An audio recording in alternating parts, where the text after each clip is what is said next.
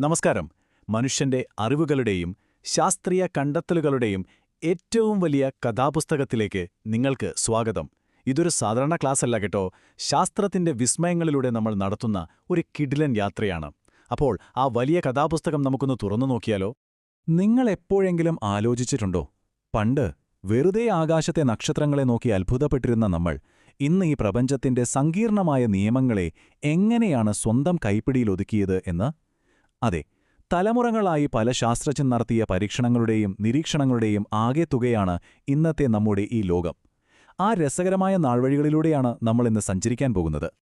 അധ്യായം 1: ഭൗതികശാസ്ത്രത്തിന്റെ ശാഖകൾ. ഈ പ്രപഞ്ചത്തിന്റെ അടിസ്ഥാനം തന്നെ ഫിസിക്സ് ആണല്ലോ. ഇത് വളരെ വ്യക്തമായി കാണിച്ചു തരുന്നത് എന്താണെന്നാൽ ഫിസിക്സിനെ പ്രധാനമായും നമുക്ക് രണ്ടാക്കി തിരിക്കാം എന്നതാണ്. അതായത്, ഐസക് ന്യൂട്ടന്റെ ചലന നിയമങ്ങളെ അടിസ്ഥാനമാക്കിയുള്ളതാണ് പഴയ ക്ലാസിക്കൽ ഫിസിക്സ്. എന്നാൽ ആൽബർട്ട് ഐൻസ്റ്റീന്റെ റിലേറ്റിവിറ്റി തിയറിയും മാക്സ് പ്ലാങ്കിന്റെ ക്വാണ്ടം മെക്കാനിക്സുമൊക്കെ വന്നതോടെ കാര്യങ്ങളാകെ മാറിമറിഞ്ഞു. അതോടെ മോഡേൺ ഫിസിക്സ് എന്ന പുതിയൊരു ശാഖ തന്നെ അവിടെ രൂപപ്പെടുകയായിരുന്നു. പ്രപഞ്ചത്തെക്കുറിച്ചുള്ള നമ്മുടെ കാഴ്ചപ്പാട് മാറിയതിന്റെ ആ ഒരു കഥ കേട്ടിട്ടുണ്ടോ? ആദ്യകാലത്ത് ടോളമിയുടെ ജിയോസെൻട്രിക് തിയറി അനുസരിച്ച് എല്ലാവരും വിശ്വസിച്ചിരുന്നത് ഭൂമിയാണ് പ്രപഞ്ചത്തിന്റെ കേന്ദ്രമെന്നായിരുന്നു. എന്നാൽ പിന്നീടാണ് കോപ്പർനിക്കസ് വന്ന് സത്യാവസ്ഥ വിളിച്ചു പറയുന്നത്. ഭൂമിയല്ല, സൂര്യനാണ് കേന്ദ്രം എന്നു പറയുന്ന അദ്ദേഹത്തിന്റെ ഹീലിയോസെൻട്രിക് സിദ്ധാന്തം മനുഷ്യന്റെ ചിന്താഗതിയിലുണ്ടാക്കിയ മാറ്റം ചില്ലറയല്ല. അധ്യായം 2: ശാസ്ത്രത്തിന്റെ പിതാക്കന്മാർ. അറിവിന്റെ ഈ വലിയ സാമ്രാജ്യത്തിന് അടിത്തറ പാകിയ ആ മഹാന്മാരെക്കുറിച്ച് നമുക്ക് നോക്കാം.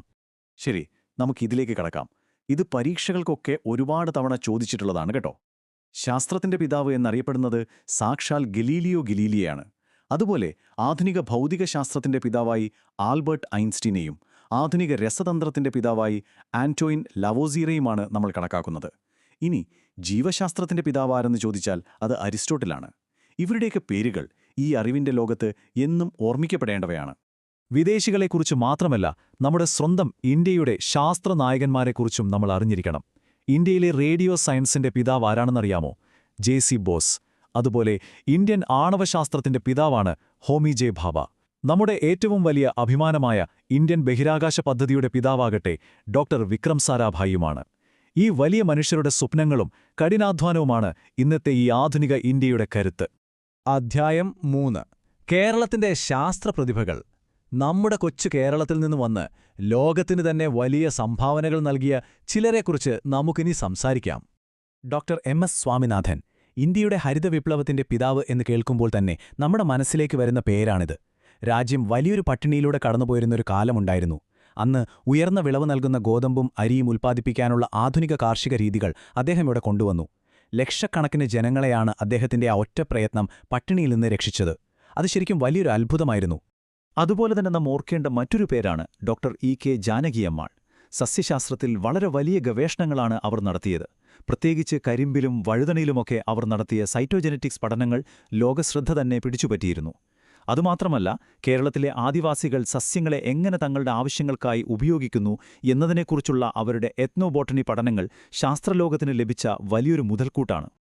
ഇനി മെഡിക്കൽ സയൻസിലേക്ക് വന്നാൽ അവിടെയുമുണ്ട് നമ്മുടെ അഭിമാനമായ ഡോക്ടർ എം.എസ്. വലിയതാൻ. പണ്ടൊക്കെ ഹൃദയവാൽവ് മാറ്റിവെക്കുക എന്നത് സാധാരണക്കാർക്ക് ചിന്തിക്കാൻ പോലും പറ്റാത്തത്ര വലിയ ചെലവുള്ള കാര്യമായിരുന്നു.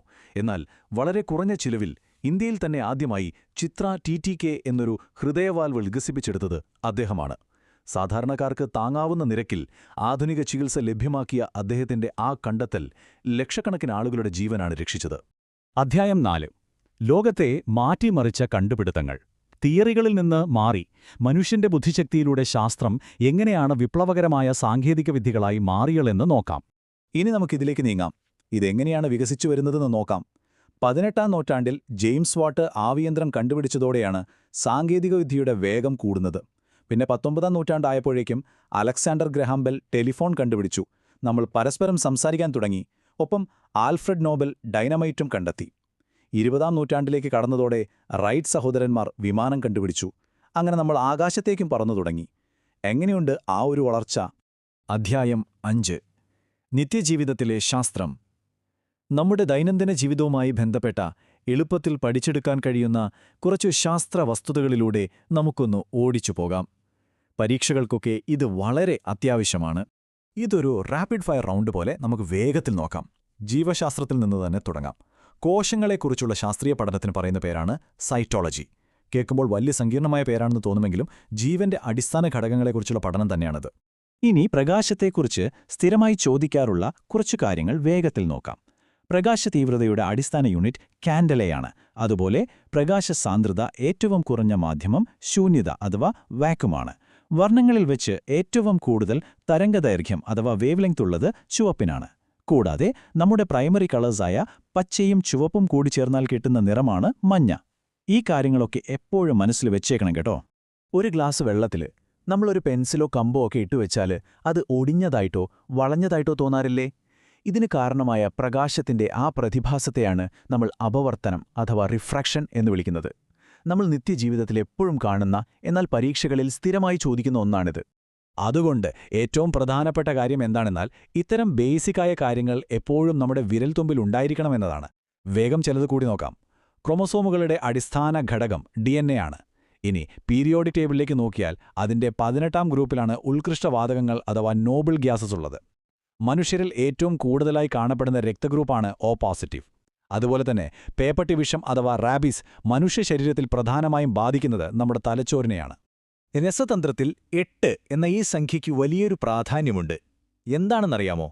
ഒരു ആറ്റത്തിന്റെ രണ്ടാമത്തെ ഷെല്ലിൽ ഉൾക്കൊള്ളാൻ കഴിയുന്ന പരമാവധി ഇലക്ട്രോണുകളുടെ എണ്ണമാണ് 8.